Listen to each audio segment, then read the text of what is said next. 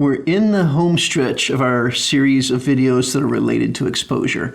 Now again, we've spent a lot of time talking about exposure, how to get a proper exposure, controlling your ISO, how to get a proper exposure, controlling your shutter speed, how to get a proper exposure, controlling your f-stop, your aperture. And I want to focus on that last one. There's a pun in there, but you'll get it at the end of the video, I hope. So why would we care?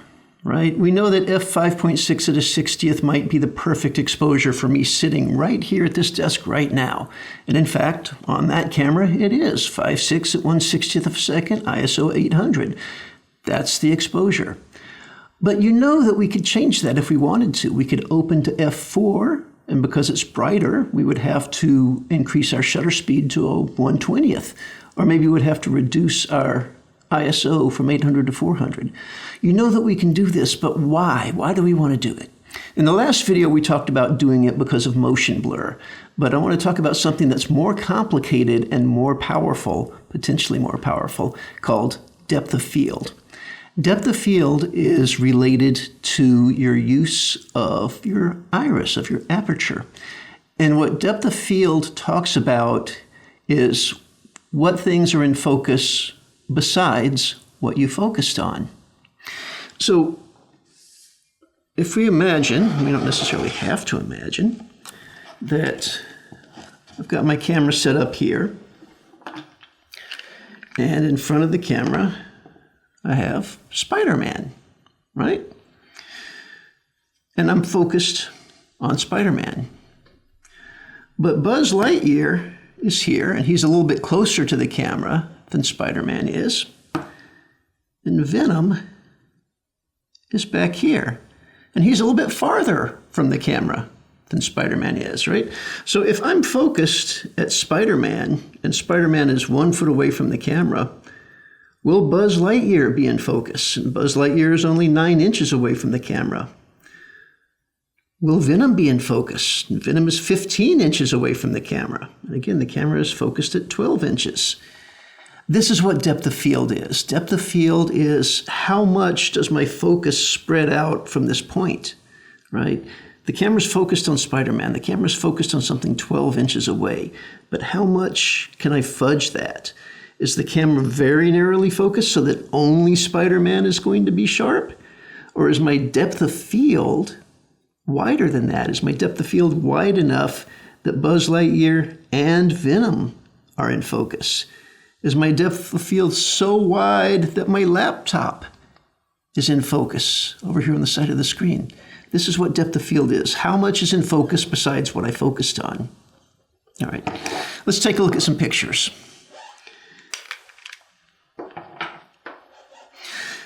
So if you look at the image on the left and the image on the right, in both images, the young lady is in focus. But look at the background. Look at how different it is. Now, in the left, the background is not sharp, but you can tell what's going on. You can see that there are individual leaves and branches back there. In the right, the background is so out of focus that it's just an abstract green, blobby, impressionist painting thingy. There's no detail in it, okay? The difference of that is the depth of field. The picture on the right has a shallow depth of field so that the young lady is in focus and little else. The picture on the left has more depth of field, so the background is at least recognizable, if not sharp. This is the same idea. The image on the left has a very narrow or a very shallow depth of field. She is in focus and nothing else. The image on the right, our model is in focus, the tree is in focus, and the grass in the background is more or less in focus. Maybe it's not perfectly sharp, but you can see individual blades of grass in there. You can identify what it is. The difference is depth of field. Now, there are 3 ways to control depth of field. We can play with the zoom, we can play with the distance between the camera and our subject, and we can play with the aperture. We're going to take them in the order from easiest to most complicated. And zoom is probably the easiest. So here we have an image. Now I've got 4 Buzz Lightyears set up on a table, and they're standing in kind of a diamond formation. And here I have zoomed in very far so that we can only see the 2 Buzz Lightyears in the middle. And you can see only the one in front is in focus. Here, I haven't done anything else. I just zoomed out. Using my zoom lens, I zoomed out. And now, A, you can see that all 4 Buzz Lightyears are there. But B, the 2 to either side are kind of in focus. The one behind him isn't exactly sharp, but he's definitely sharper than he was in this first image. If you look in this first image, we can barely tell, that that's a Buzz Lightyear behind him. And in the second one, it's clearly a Buzz Lightyear, even if he's not perfectly in focus. So what happened here, as we're looking at this graphic, when I was zoomed in, my depth of field was very narrow. As I zoomed out, not only did I pick up more of the field, more of the scene, but my depth of field got deeper, so it covered more of the buzzes. The next thing we can do is change the distance between our camera and our subject. So here we are, this is the same setup. I have got the framing like I did before, where I can only see the 2 buzzes in the middle, and only the front buzz is in focus. Now, this time I move the camera physically farther away. I'm not changing anything else. I'm not changing my settings. I'm not changing my zoom. I'm just physically dragging the camera farther away. And this is what we end up with. And now you can see that there are, in fact, 4 buzzes there. And if you look to the left and the right, the guys on the side of the screen are really sharp. The one in the back is still just a little bit soft, but I mean, compare him to this earlier shot when the camera was closer. So as my camera got farther away, my depth of field increased. So graphically, this is what it looks like. When I was up close, again, my field of view was kind of narrow. I only saw the middle of the table there, and I only had the depth of field to have 1 buzz in focus. By the time I moved the camera farther away, I got a wider depth of field so that they're all in focus, plus I got a wider view so I could see them all. Now those are the easy ways to do it. The trick, you can do this with your aperture. So the problem with both of those, with using your zoom or with changing the distance, is you're changing the composition of your picture, right? In one shot, I had a close-up of 2 buzzes, one behind the other, and in the other shot, I had 4 buzzes standing in a group.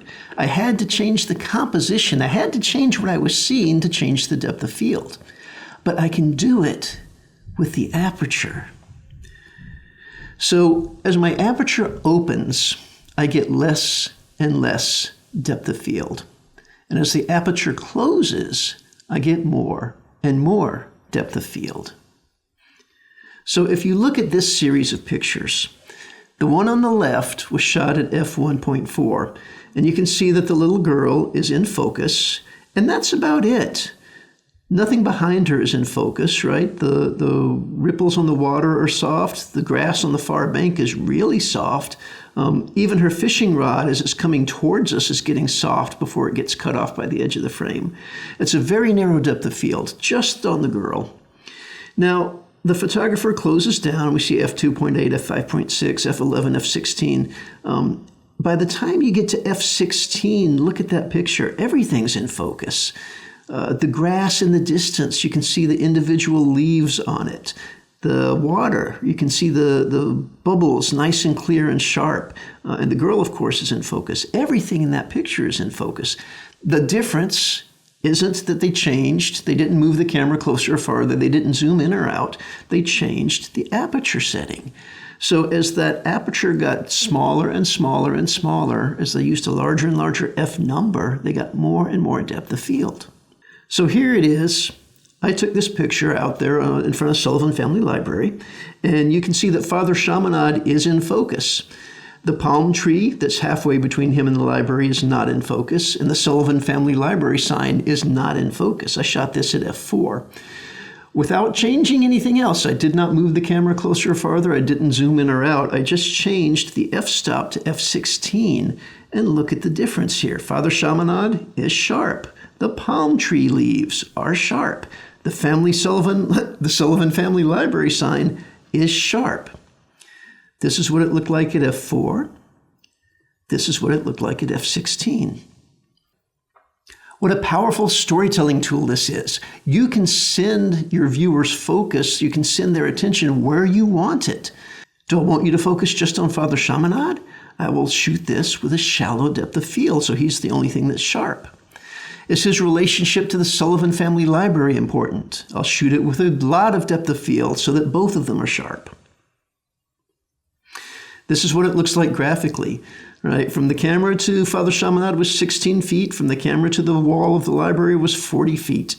When I shot it at f4, my depth of field was very shallow. It was enough for the statue and not much more. When I changed to f16 without moving anything else, all of that was in focus from 16 feet to 40 feet away, and everything in between was sharp. This is why I think it's so important to be able to balance exposures, because if I just change from f4 to f16 and I do nothing else, that shot is going to be underexposed by several stops. I had to do things to make that shot work. I had to slow my shutter speed down. I might have had to bump my ISO up just a little bit to get that brightness back, because I lost a lot of brightness when I stopped down from f4 to f5.6 to 8 to 11 to 16. That's 4 stops I had to get back. Here we are with our Buzz Lightyears again.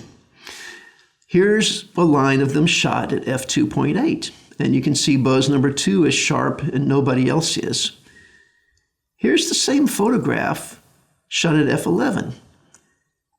They're all 4 sharp. Maybe the 4th one is a little bit soft around the edges, but compare between this, and that's all done with changing the f-stop.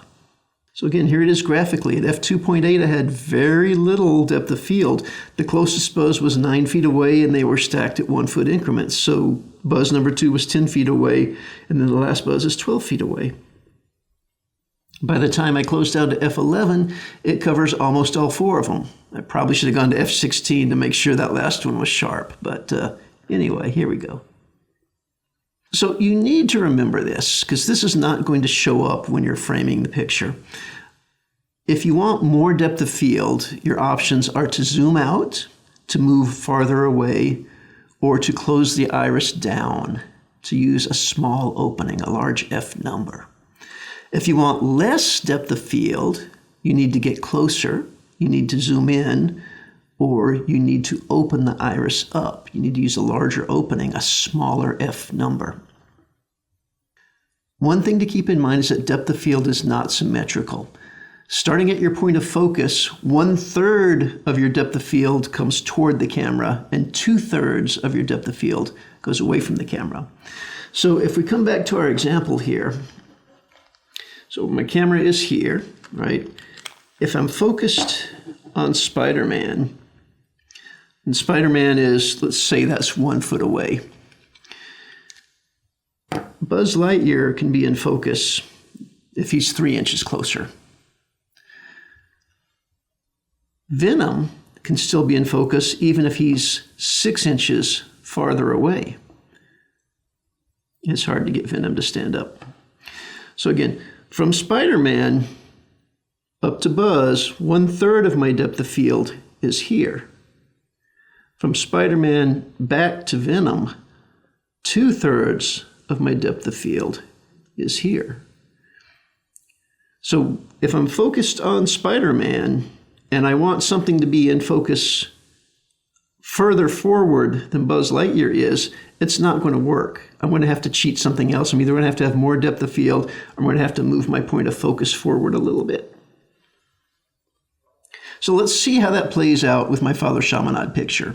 So we looked at this just a minute ago. This is the f4 version that's only got him in focus. And if you look at how I did this, I actually focused on his left ear. So 1/3 of my depth of field came towards the camera. That covers his left shoulder. 2/3 of my depth of field went the rest of the way. So that would have covered all of his face and the shoulder on the far side. If we could see the shoulder on the far side, which we can't. But you can see that it doesn't go as far as the palm tree leaves go. It doesn't go as far as the palm leaves. Now, when I shot this for f16, not only did I change my exposure, I did change my point of focus a little bit farther away. So my point of focus when I was shooting at f16 was actually a little bit farther away. Rather than the 16 feet that would have been on Father Chaminade's nose, it was probably somewhere around, 19 feet, 20 feet, something like that. So that he was in the depth of field, the 1/3 of the depth of field that came towards the camera, And the Sullivan Family Library was barely in the 2/3 of the depth of field that stretched beyond the point of focus. This is powerful stuff. This is magical stuff. The ability to determine what is going to be in focus, the ability to determine what it is your audience is looking at, what it is that pulls their attention. And this is why I have drilled you so hard on the idea of balancing exposures.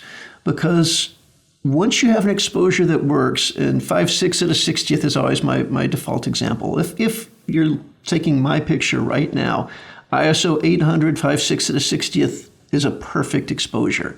But it's not the only perfect exposure. So now you have reasons to change that. Do you want more depth of field so that the detail in the background is in focus? Not that there's much of it, but I mean, those are actually sneaker marks on the gray curtain back there. But if you want that to be in focus, maybe you want to use a smaller aperture. Maybe you want to stop down to f8 or f11 in order to get that depth of field. Well, you're going to have to compensate for that. Maybe you'll do it by raising the ISO. Maybe you'll do it by slowing down the shutter speed. What if you want motion blur? I'm sitting here talking and I'm waving my hands around, and you want my hands to be a blur of motion, right? So in that case, you're going to want to slow your shutter speed down from a 60th to a 30th, maybe to a 15th, maybe even to an 8th, right? Well, now you've made your picture 3 stops brighter. How are you going to fix that? Well, you know the answer. You could use a less sensitive ISO, or you could close down your iris, or you could do a combination of those. The thing is, you know how to do it now. And this is really powerful stuff. This is really cool stuff. This is really professional stuff. So play with this. Learn to do this. Even if you don't ever memorize the numbers, even if you can't do the math in your head, that's fine. Understand how it works and understand what it is you have to do to get the effect that you want. Okay. Moving forward, I have no idea what we're going to do. Hang on.